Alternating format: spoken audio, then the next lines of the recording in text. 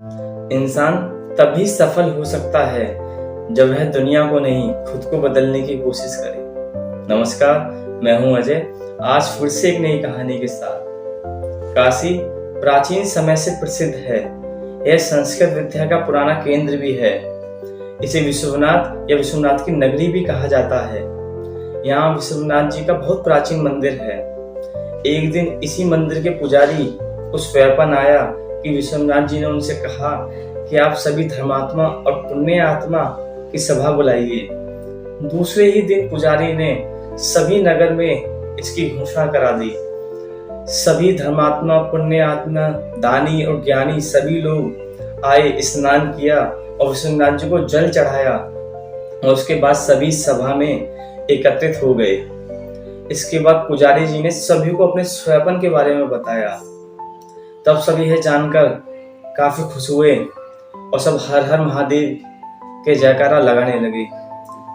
जब भगवान की आरती हो गई, घड़ी घंटे के शब्द बंद हो चुके थे और सभी लोग प्रार्थना कर चुके, तभी अचानक से वहां मंदिर में प्रकाश हो गया। सभी लोग देखने लगे कि भगवान विश्वनाथ जी की मूर्ति के पास एक पत्र पड़ा था जिस पर बड़े बड़े रत्न जुड़े हुए थे, जिसकी वजह से यह प्रकाश हो रहा था।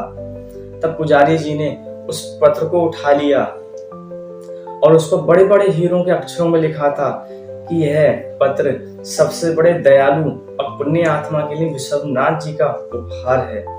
पुजारी जी बड़े त्यागी और सच्चे भक्त थे। उन्होंने वह पत्र उठाया और वह सबको दिखाया।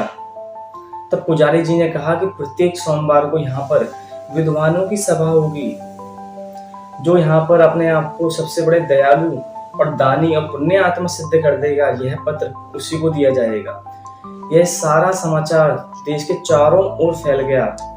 बड़े बड़े ज्ञानी, व्रत करने वाले लोग, बड़े धर्मात्मा लोग, पुण्य आत्मा लोग यहाँ पर आने लगे, इसी लोभ से कि यह पत्र उन्हें मिल जाए। एक ब्राह्मण जिन्होंने कई महीनों तक चंद्रायण व्रत किया था, वह स्वर्ण पत्र लेने आए। जब स्वर्ण पत्र उन्हें दिया गया, तब वह उनके हाथ में जाते ही मिट्टी का हो गया, उसकी ज्योति नष्ट हो गई। तब वह ब्राह्मण काफी लज्जित हुए और उन्होंने स्वर्ण पत्र को वापस पुजारी जी के हाथ में दे दिया। जैसे ही स्वर्ण पत्र पुजारी जी के हाथ में गया, वह फिर से सोने का हो गया और उसके रतन फिर से चमकने लगे। ऐसे ही एक बाबूजी आए जिन्होंने कई विद्यालय बनवाए थे। वो कई सेवा आश्रम चलाते थे, वृद्ध आश्रम चलाते थे। वह कई संस्थानों को दान दिया करते थे। उनका रोज नाम अखबार में आया करता था। जब उन्हें स्वर्ण पत्र दिया गया, तो स्वर्ण पत्र फिर से उनके हाथ में जाते ही मिट्टी का हो गया। तब पुजारी जी ने कहा कि आप यश के नाम से, इसके लोभ से दान करते हैं, ऐसा दान सच्चा दान नहीं कहलाता।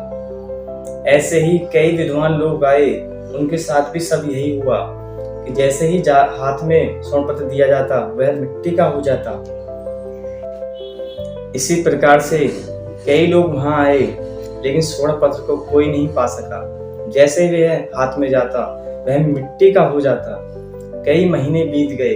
बहुत से लोग तो स्वर्ण पत्र के लोभ से मंदिर के आसपास ही दान करने लगे, लेकिन यह काफी नहीं था। इससे भी वह स्वर्ण पत्र को नहीं पा सके। एक दिन एक बूढ़ा किसान काशी विश्वनाथ जी के दर्शन करने आया। वह देहाती किसान था। उसके कपड़े मैले और गंदे थे। उसके पास थोड़ा सा सत्तू और एक कंबल था। वहीं पर विश्वनाथ जी के मंदिर के आसपास लोग गरीब लोगों को पूड़ियाँ, मिठाइयाँ और खाना दान कर रहे थे। वहीं पर एक कोढ़ी रहता था जिस पर किसी की भी नजर नहीं जाती थी। उसके शरीर में काफी सारे घाव थे और वह भूखा था और वह काफी बीमार भी था, जिससे वह बहुत कराह रहा था दर्द से, लेकिन उस पर किसी का भी ध्यान नहीं जाता था। जब भी बूढ़े किसान का ध्यान उस पर गया और उसको उसकी दया आ गई, जब उस किसान ने अपना सत्तू और एक कंबल उसको दान कर दिया और उसके बाद वह काशी विश्वनाथ जी के दर्शन करने चला गया। मंदिर के पुजारी जी ने अब एक नियम बना लिया था कि प्रत्येक सोमवार को जितने भी यात्री दर्शन करने आते हैं, उन सभी के हाथ में एक बार वो स्वर्ण पत्र जरूर रख देते थे। जब किसान ने विश्वनाथ जी के दर्शन कर लिए, जैसे ही वह मंदिर से निकल रहे थे, पुजारी जी ने उनके हाथ में भी सभी की तरह स्वर्ण पत्र को रख दिया। जैसे ही स्वर्ण पत्र किसान के हाथ में गया, वह दुगने प्रकाश से चमकने लगा। सभी यह देखकर उस किसान की प्रशंसा करने लगे।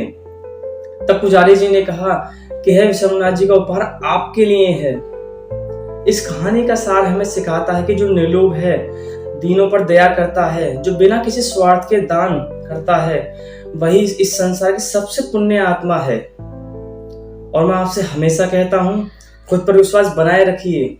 एक यही है जो हमें कभी हारने नहीं देता। नमस्कार दोस्तों, फिर मिलते हैं एक नई कहानी के साथ।